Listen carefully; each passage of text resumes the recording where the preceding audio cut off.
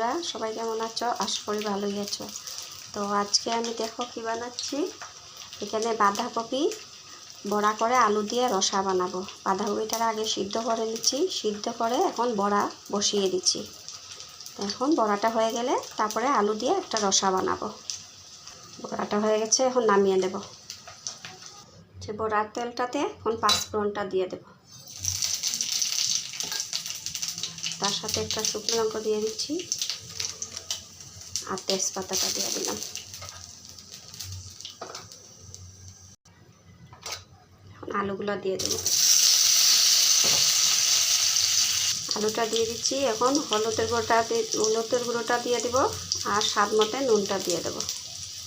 এখন কম আছে অল্প সময়ের জন্য রেখে দেবো যাতে আলুগুলো সিদ্ধ হয়ে যায় ভালো থেকে। যে আলুটা আমার ভালো থেকে ভাজা হয়ে গেছে, এখন মশলাগুলো দিয়ে দেব। এখানে সব মশলাগুলো নিয়েছি। এই যে ধনিয়া গুঁড়া নিয়েছি, জিরা গুঁড়া নিয়েছি, শুকনো লঙ্কা 3টে বেটে দিয়েছি, কাঁচা লঙ্কা 2টা নিয়েছি, আদা অল্প বেটে দিয়েছি আর টমেটো একটা পেস্ট করে নিয়েছি। এগুলা সব মশলা একসাথে দিয়ে দেবো এখন আলুতে। সব মশলাগুলো দিয়ে দিচ্ছি, দিয়ে অল্প জল দিয়েছি, ভালো থেকে কষিয়ে নেব। মশলার জলগুলো শুকিয়ে গেছে, আরও অল্প ভালো থেকে হয়ে গেলে তখন অল্প একটু জলটা দিয়ে দেব। এখানে 2টা গরম মশলা নিয়েছি, এটা বেটে দিয়ে দেব।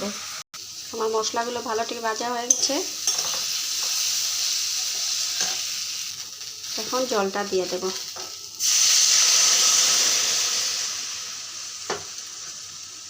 যে জলটা আমার দেওয়া হয়ে গেছে, এখন ভালো থেকে জাল উঠে গেলে তখন বড়াগুলো দিয়ে দেব। বাঁধাকপি তরকারিতে জালটা উঠে গেছে, এখন গরম মশলাগুলো দিয়ে দিচ্ছি।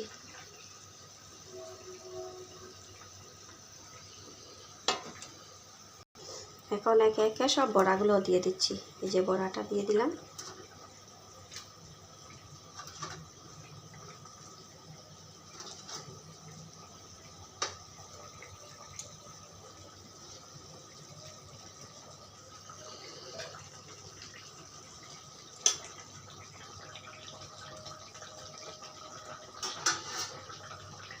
এখন 5 মিনিটের জন্য গ্যাসটা কমিয়ে রেখে দেব, যাতে বড়াগুলোর ভিতরে ঝোলগুলো ভালো থেকে ঢুকে যায়।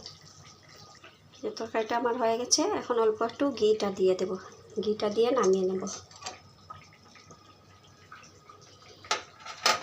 এখন নামিয়ে নেব। আমার রান্না পুরো রেডি হয়ে গেছে বন্ধুরা, দেখো কেমন হয়েছে। বাঁধাকপির বড়া দিয়ে আর আলু দিয়ে রসাটা কেমন লেগেছে তোমাদের? ভালো লেগেছে নাকি? ভালো লাগলে সবাই একটা লাইক করো, কমেন্ট করো আর শেয়ার করো, আর আমার চ্যানেলটাকে সাবস্ক্রাইব করে দেবে। যাওয়া যাক, এখন দেখা হবে আমার পরের ভিডিওতে। সবাই ভালো থাকো।